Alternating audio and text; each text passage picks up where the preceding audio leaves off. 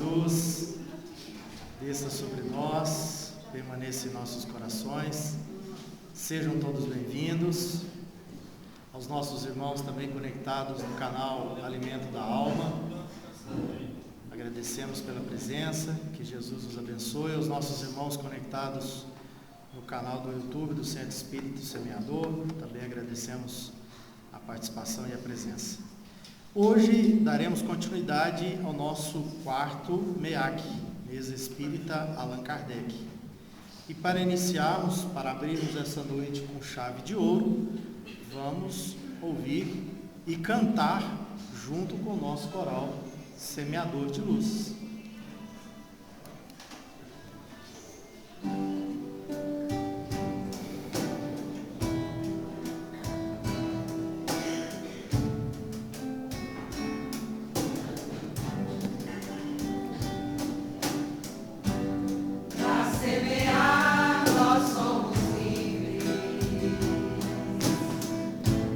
Mas a colheita nunca tarda.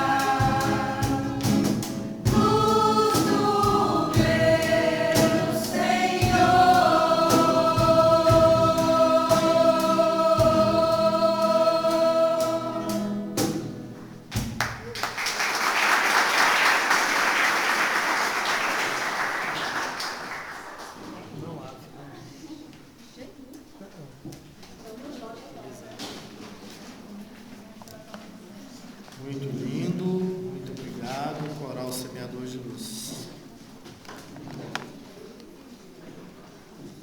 Para darmos continuidade à nossa noite de hoje, nós convidamos o Renato Araújo para fazer a leitura da mensagem psicografada ou psicofonada nas reuniões mediúnicas da nossa casa.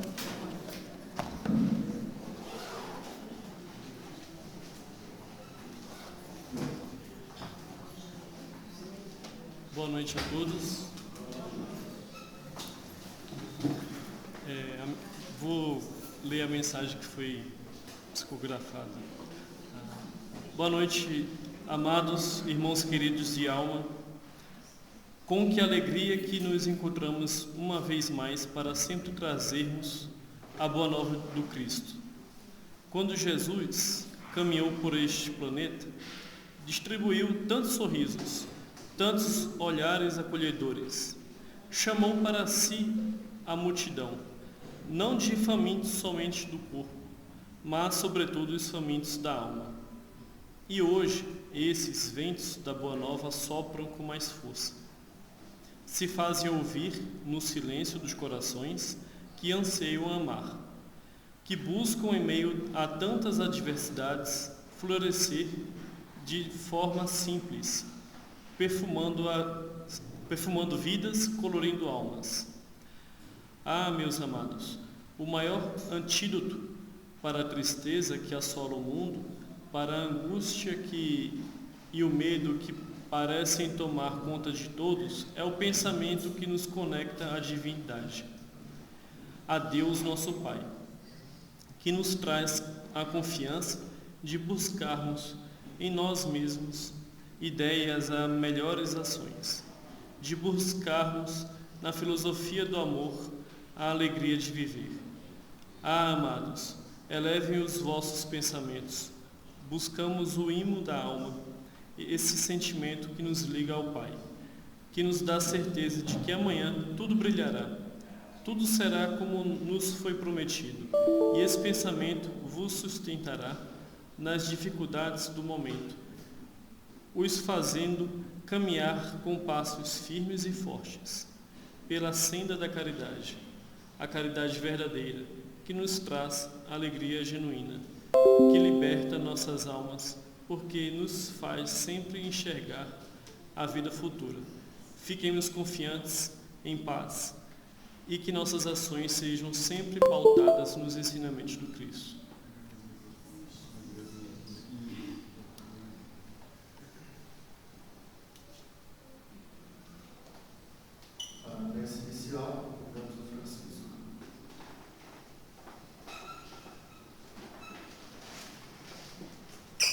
Boa noite, meus irmãos. Boa noite a todos. Vamos elevar os nossos pensamentos a Deus neste momento e agradecer pela oportunidade de estarmos aqui. Deus, Pai de infinita bondade e misericórdia, nesse momento, Pai, agradecemos mais uma vez por estarmos aqui reunidos esta noite com o objetivo de ouvir mais uma explanação do Teu Evangelho à luz do Consolador. Assim, Mestre Jesus, em Teu nome, em nome dos bons Espíritos que têm nos assistido, rogamos a assistência espiritual para nossa irmã, que trará a mensagem desta noite, e que essa mensagem possa calar fundo em nossos corações, e que ao nós colocarmos em prática, possamos sair renovados a cada dia e a cada momento. Assim, em Teu nome, pedimos permissão para iniciarmos mais uma palestra da noite de hoje. Que assim seja.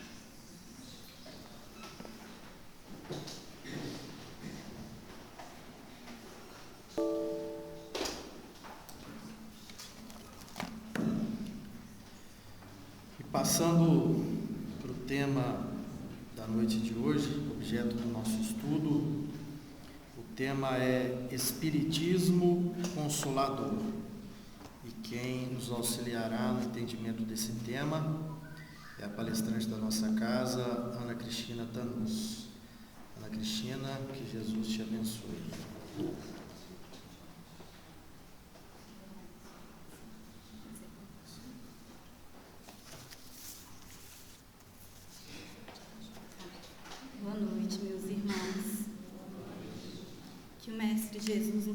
da sua paz, que nesse instante possamos sentir a espiritualidade benfeitora derramando bênçãos e luzes sobre cada um de nós.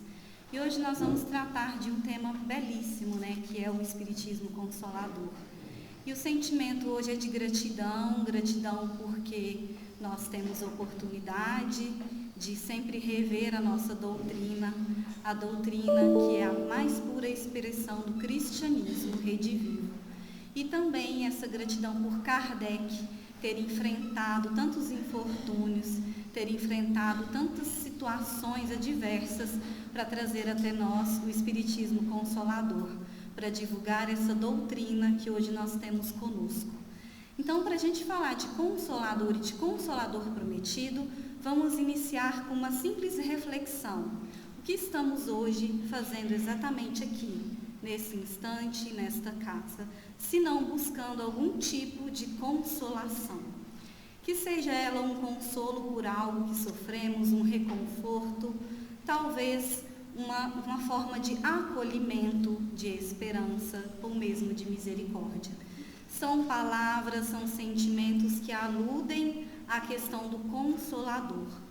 E vamos pensar também que nós estamos buscando algum tipo de consolação porque temos de aprender ainda a lidar com as nossas aflições. Aflições que aparecem sob diversas formas, né? A primeira forma é talvez a perda de um ente querido, talvez uma doença física que vem de um emocional desestruturado, às vezes problemas financeiros, às vezes problemas de familiares, né, envolvendo filhos ou não, ou mesmo os vazios, as lacunas que a gente busca preencher nas nossas existências. Então nós somos ainda, meus irmãos, os pequeninos que Jesus dizia no seu Evangelho, aqueles que ele sempre conclamava: deixai vir a mim os pequeninos.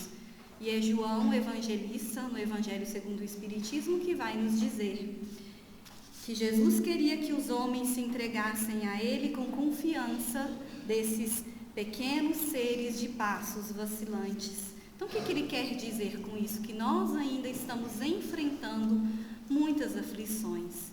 E elas, muitas vezes, são provas para nós podermos vencer, superar, mas nós ainda não temos esse entendimento como nós gostaríamos.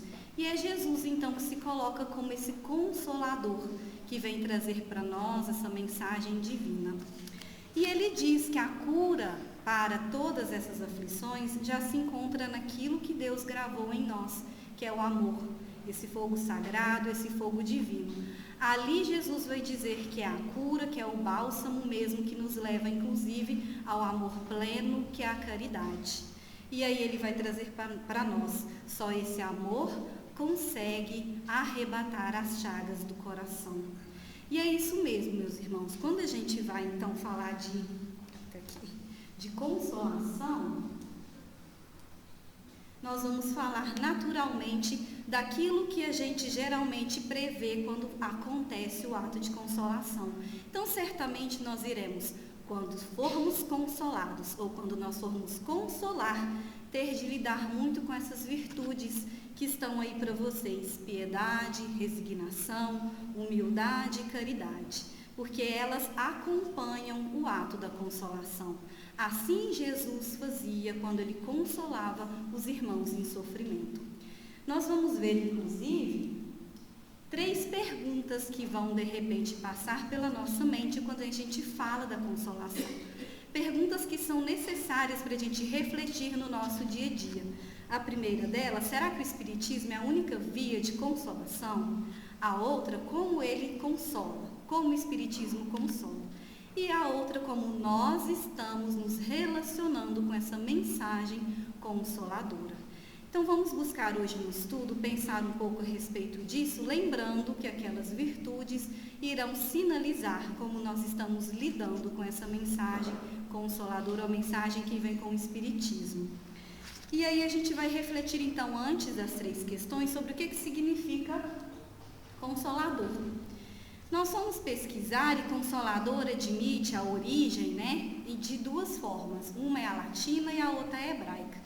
É interessante trazer as 2 para a gente já entender o que está na palavra e o que realmente acontece na prática.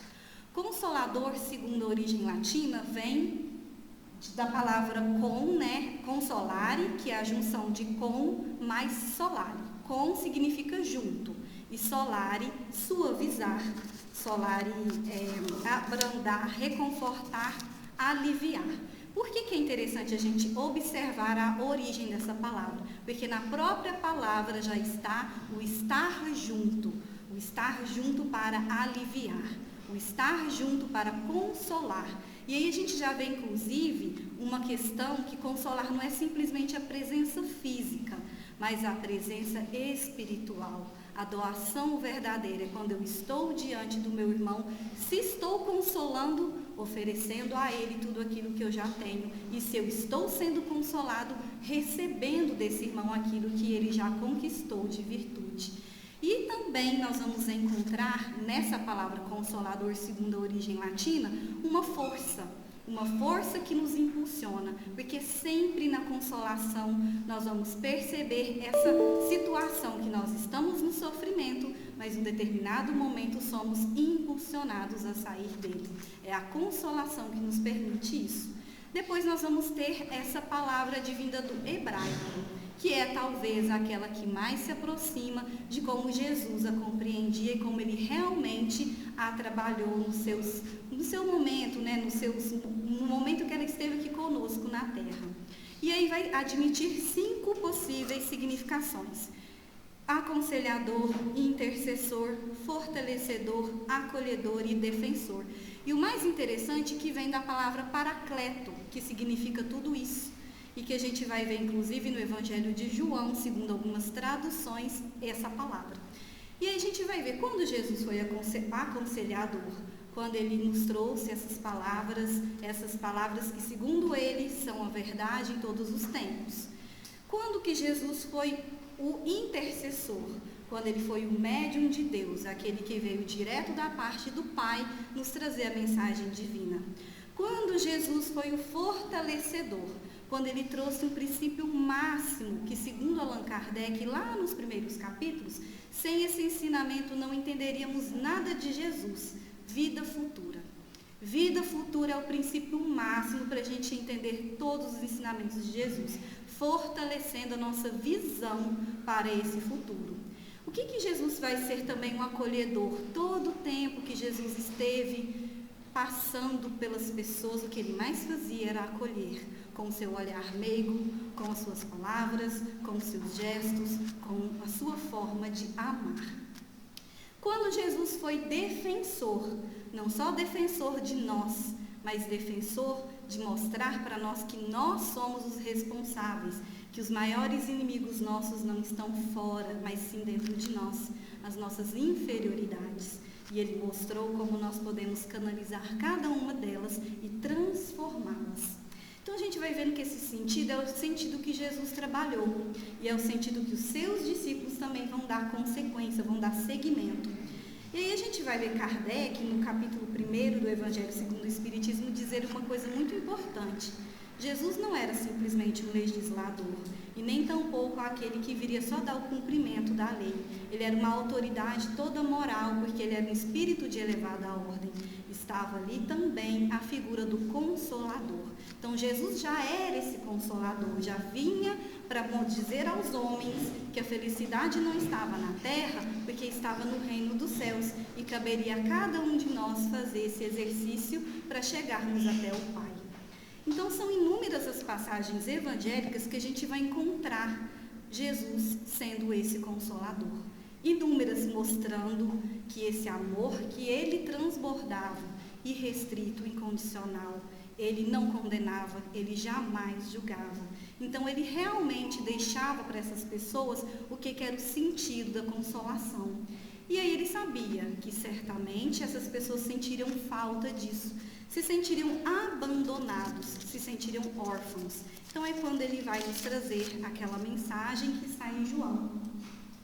Eu coloquei ela toda para vocês porque é muito importante tudo o que ele diz aqui para a gente entender o Consolador prometido, que é quando ele vai dizer: se me amais, guardai os meus mandamentos, e eu rogarei ao Pai, e ele vos dará outro Consolador, para que fique eternamente convosco. O Espírito da verdade é quem o mundo não pode receber, porque não o vê, nem o conhece. Mas vós o conhecereis, porque ele ficará convosco e estará em vós. Mas o Consolador, que é o Espírito Santo, a quem o Pai enviará em meu nome, e vos ensinará todas as coisas, vos fará lembrar de tudo que eu vos tenho dito. Por que é tão importante essa passagem que está em João? Porque é aqui que a gente vai entender como Jesus foi o guia, como ele foi intercessor, como ele acolhia, como ele fortalecia. Todas aquelas palavras que estão no hebraico se encontram nessa passagem. E ele dizia que esse Consolador viria não como uma individualidade, porque para ficar eternamente conosco não teria como ser uma personalidade. E ele dizia que o Espírito da verdade iria presidir esse conhecimento, esse corpo de doutrina que ele estabeleceria num futuro. E também vai dizer que esse Espírito da verdade iria ensinar e também lembrar aquilo que ele havia dito, porque talvez nós havíamos esquecido. E o que é o Espiritismo, meus irmãos, senão essa retomada de Jesus, essa revivência do Cristo? O que é o Espiritismo, senão essa visão abrangente, lógica de todos os fatos? O que é o Espiritismo, senão esse conteúdo sério que o Kardec nos trouxe? Que sempre observava, anotava, retirava todas as dúvidas. O que é o Espiritismo, senão essa lógica dupla de revelação, a revelação do Cristo retomada e a revelação a partir das descobertas científicas que viriam dar explicação para uma série de mistérios, uma série de situações que nós não poderíamos compreender antes. Então nós vamos ver que o Espiritismo já sinalizava tudo isso. E aí a gente já chega então na primeira questão. O Espiritismo seria a única via de consolação? Porque a gente está vendo tudo isso? Que a gente sabe, segundo Kardec coloca para nós lá no capítulo 15 do Evangelho, o que a gente tem que considerar que é fora da caridade, não há salvação. Não é fora da verdade, não é fora do Espiritismo, não é fora da igreja, é fora da caridade, que é uma língua universal. E é interessante a gente pensar dessa forma, porque o rótulo Espiritismo não nos leva a nenhum tipo de entendimento espiritual, mas a vivência do Espiritismo, sim, aí nos leva ao entendimento daquilo que Jesus tanto gostaria que nós colocássemos em prática. Essa caridade, essa humildade, isso que está no ato da consolação. E aí é importante a gente entender isso, meus irmãos, porque há várias leituras, nós fomos pesquisando, que também lendo Paracletos lá na origem hebraica vão considerar que era um conhecimento. Olha que interessante, encontramos um artigo de um padre, Raymond Brown, que escrevera falando dessa passagem. E quando ele fala lá, o que ele diz? Ele diz que não era o Cristo, porque o Cristo iria rogar ao Pai. Não era Deus, porque o Deus estava enviando. Esse Espírito Santo, que na linguagem dele seria a Trindade, ele entendia como uma espécie de conhecimento que iria dar continuidade à obra do Cristo. Ele não vai chegar ao ponto como Kardec nos traz, com todas as informações. Mas olha que interessante, já vemos quando você lê na origem hebraica essa mesma noção de conhecimento através do Consolador.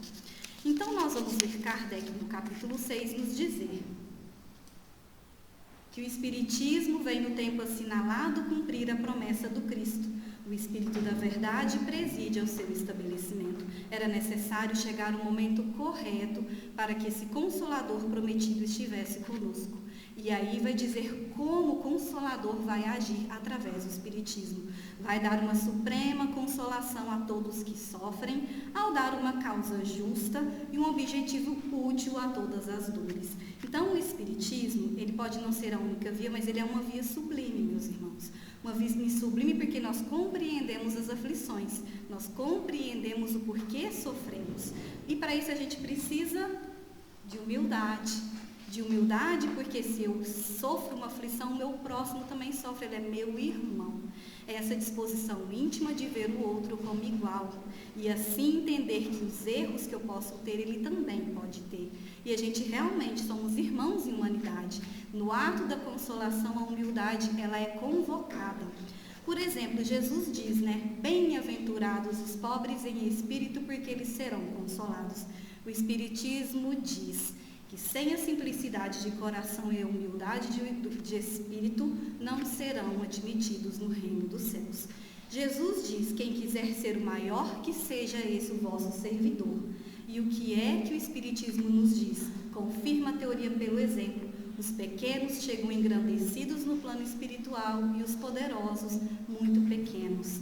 Muitas vezes, como diz Kardec, a imagem é de náufragos sem a própria roupa, porque não deram valor à verdadeira essência da humildade. Os pequenos, conhecendo a verdadeira grandeza, chegam resplandecentes por ter conquistado a humildade. Então vamos ver isso, por exemplo, naquela mensagem da Rainha de França, que ela vai perceber que ela precisava ter enxugado as lágrimas, né? Ela via que ali tinha aqueles que a serviam eram muito maiores que ela. Então são inúmeras as passagens que vão nos mostrar isso.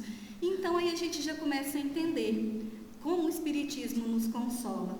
Ele nos consola porque ele inicia esse processo de nos mostrar como a consolação acontece.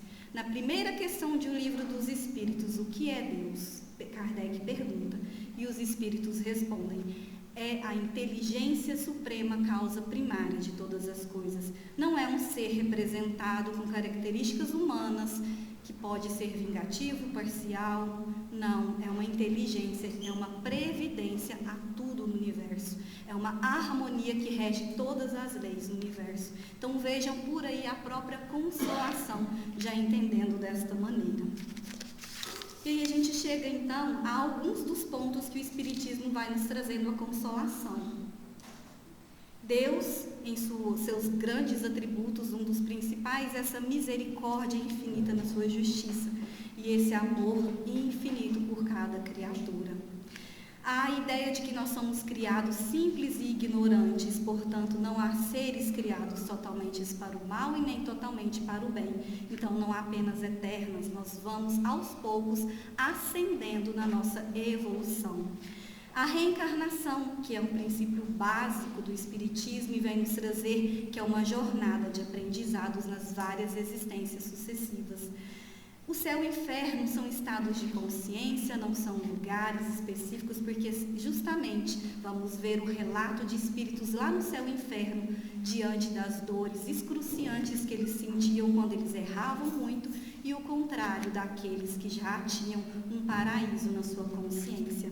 Então nós vamos ver aos poucos que a morte, ela não é isso que a gente pensa, ela é a libertação, ela é a possibilidade de dar continuidade ao progresso evolutivo. Então a gente vai vendo aos poucos como o Espiritismo nos consola inclusive nos trazendo o valor da piedade, que é muito importante quando somos consolados ou quando vamos consolar. A piedade, que é também uma das virtudes convocadas pelo Cristo e que, segundo o Espírito Michel, no capítulo 13 do Evangelho, vai dizer que quando ela é profundamente sentida, ela é amor. Quando ela é amor é devotamento e devotamento é o esquecimento de si mesmo. Se assim já começamos a analisar quando somos piedosos ou quando recebemos a piedade de alguém, nós já começamos a entender que é um processo em que envolve coragem e esperança, porque quem é consolado através da piedade sente que algo foi devolvido a ele que estava perdido. É o que Michel diz, nós sentimos que algo estava perdido e foi devolvido, assim como nós vamos consolar através da piedade. Ou seja, meus irmãos, ela é a precursora de uma das mais santas virtudes, que é a caridade. E na caridade e a resignação, como é que a gente vai perceber isso no ato da consolação? Bom, na Revista Espírita de 1869, Kardec estava fazendo um estudo falando a respeito da comunhão de pensamentos. Ele diz o seguinte, que a caridade é a alma do espiritismo, ela resume todos os deveres do homem para consigo mesmo e para com seus semelhantes, razão porque se diz que não há verdadeiro espírita sem caridade. E aí a gente já começa a perguntar, será que nós estamos agindo assim? Será que nós estamos sendo os verdadeiros espíritas? Porque ele vai dizer que a essência verdadeira de todo espírita deve ser a caridade, o móvel das nossas ações. E nós vamos perceber isso quando, por exemplo, vamos entender que a resignação, ela não é simplesmente um sentimento de acomodação. A resignação, ao contrário disso, é o entendimento do porquê a gente sofre. E aí, na resignação, a gente já está abrindo as portas para a prática da caridade. Por exemplo, Lázaro vai nos dizer por aqui a resignação, ela é justamente o consentimento do coração, é uma força ativa. Pela resignação, a gente facilita a cura das nossas aflições. Inclusive, é assim que a gente vai entendendo que essas 4 virtudes, elas estão, sim, intrínsecas à consolação. Sejamos nós os consolados, sejamos nós os consoladores. E aí a gente vai ver que essas virtudes começam a brilhar em nós como estrelas. E aí a gente vai entender também que assim a gente dissipa as sombras internas, as sombras pesadas e densas do egoísmo, do orgulho, da vaidade.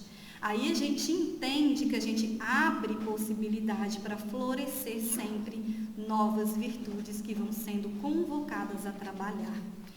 Aí a gente chega naquela parábola tão famosa do Cristo, né? O bom samaritano. O que a gente tem ali, né?